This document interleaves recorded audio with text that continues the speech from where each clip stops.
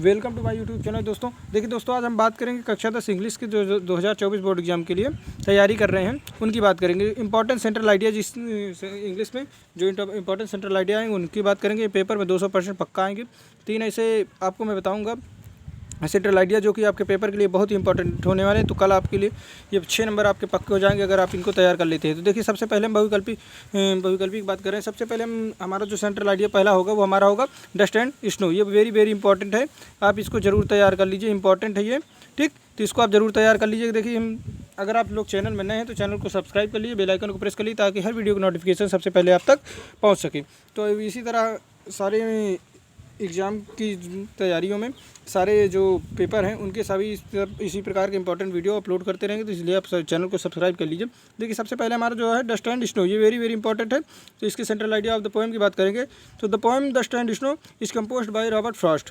In this poem the poet wants to convey that sometimes certain moments of actions.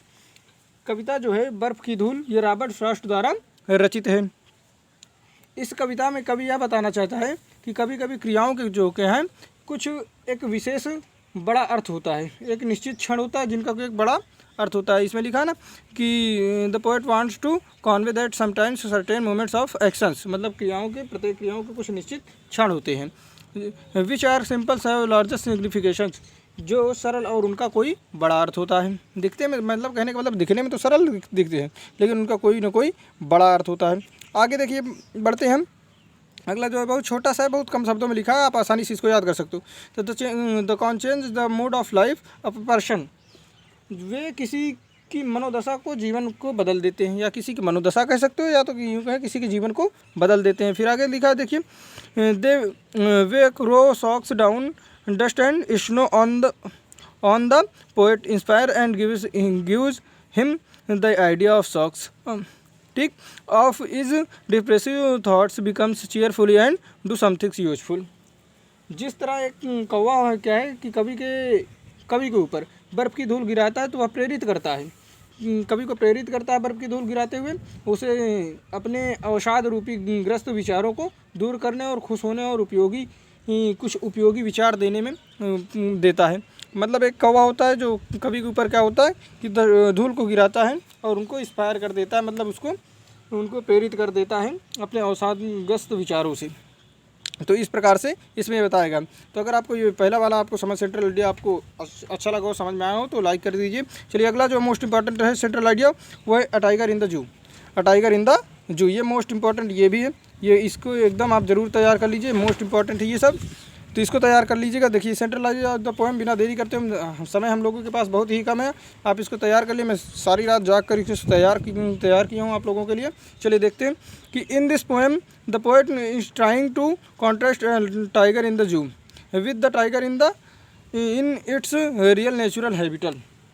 इस कविता में कवि चिड़ियाघर में एक बाघ की तुलना उसके वास्तविक प्राकृतिक आवास वाले बाघ से करने का प्रयास किया। मतलब एक टाइगर जो क्या चिड़ियाघर में है तो उसका जो वास्तविक चित्रण है, उसका जो वास्तविक घर है, उसकी तुलना जानते हो किससे किया? एक जंगल में रहने वाले प्राकृतिक आवास से उसको किया, बाघ वाले से किया गया। फिर आगे कहा गया है कि he conveys important message that the wild animals should be in their natural habitat. उसमें ये कहा गया है कि वह महत्वपूर्ण संदेश देते हुए कहता है कवि कि जानवरों को अपने वास्तविक आवास में रहना चाहिए। आगे कहा उन्होंने कि he highlights the contrast between freedom and captivity. मतलब उन्होंने ये कहा कि वह स्वतंत्रता और कैद के बीच के अंतर पर प्रकाश डालता है। मतलब कवि क्या होता है, उनकी स्वतंत्रता और कैद के बीच में प्रकाश डालता है। तो इस प्रकार आपको अगर समझ में आया होगा तो लाइक करते जाइए। देखिए, इस प्रकार से आप इसको लिख दीजिएगा। बहुत छोटा है, कम शब्दों में आप आसानी से याद कर लोगे। वेरी वेरी इंपॉर्टेंट है, इसलिए ज़रूर आपको पक्का मिलेगा। अब तीसरे वाले की हम बात करते हैं।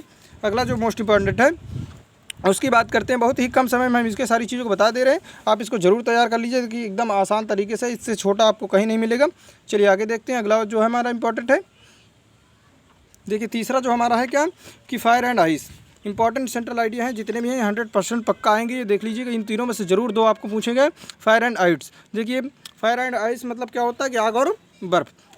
तो इस प्रकार की इसके सेंट्रल आइडिया में इसमें कवि ने क्या बताना चाहा है, देखिए central idea of the poem इस प्रकार आपको लिखना है हेडिंग डालते हुए। और सबसे पहली लाइन आपको यही लिखना है कि the poem Fire and Ice is composed by Robert Frost. The poet equates fire with desire and ice with hatred. Both of these are growing with enormous speed. इस प्रकार से आपको लिखना है, if we do not check the from growing the world will perish, so we must retain our desire and love and our fellow beings. इस प्रकार से आपको ये पूरा बता देना है। तो इस प्रकार से इसका हिंदी आपको जानना चाहते हो मैं बिल्कुल बता दे रहा हूँ। देखो, आग और जो बर्फ़ की कविता है उस रॉबर्ट फ्रॉस्ट द्वारा रचित है। कवि ने आग को इच्छा और बर्फ़ को नफरत बताया है। ये बहुत तेज़ी से बढ़ रहे हैं, तो अगर हम इन्हें बढ़ने से नहीं रोकते हैं तो ये दुनिया को नष्ट कर देती हैं। इसलिए हमें अपनी इच्छाओं और अपने विचारों और अपने अस्तित्व को बनाए रखने के लिए इन्हें समाप्त करना होगा। इस प्रकार से कवि ने इसमें बताया है। तो आशा करता हूँ ये सारा सब कुछ आप समझ में। और फिर से एक बार देख लीजिए, देखिए इसमें कहा गया the poem Fire and Ice is composed by Robert Frost, मतलब रॉबर्ट फ्रॉस्ट द्वारा जो है फायर एंड आइस की जो कविता है वो रचित है। The poet equates fire with desire and ice with hatred. Both of these are growing with enormous speed. If we do not check the from growing, the world will perish, so we must retain our desire and love and our fellow beings। इस प्रकार से आपको लिखना है। बहुत छोटा है, आप आसानी से लिख सकते हो। बिना देरी करते हुए इसको जरूर तैयार कर लीजिएगा। तीनों चीज़ें हैं। कल आपका पेपर है इंग्लिश का, इसको मैं चाहता हूँ कि आप बढ़िया इस तरह आप ये अच्छी तरीके से लिखिए। देखिए, आपको अगर कुछ नहीं आता है तब भी पर आप आसानी से इसको किस प्रकार लिखेंगे।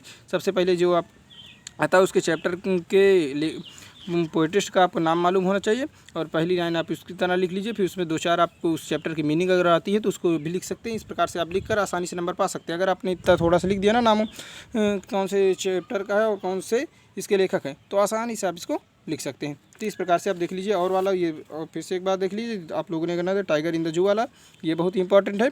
और एक इम्पॉर्टेंट है क्या, डस्ट एंड स्नो। तो ये देख लीजिए, आप इसको आप तैयार कर लीजिएगा। वेरी वेरी इंपॉर्टेंट, आप इस प्रकार से आप देख सकते हैं। चलिए देखते हैं, चलते हैं, मिलते हैं फिर नेक्स्ट वीडियो में। तब तक के लिए जय हिंद, धन्यवाद, वंदे मातरम।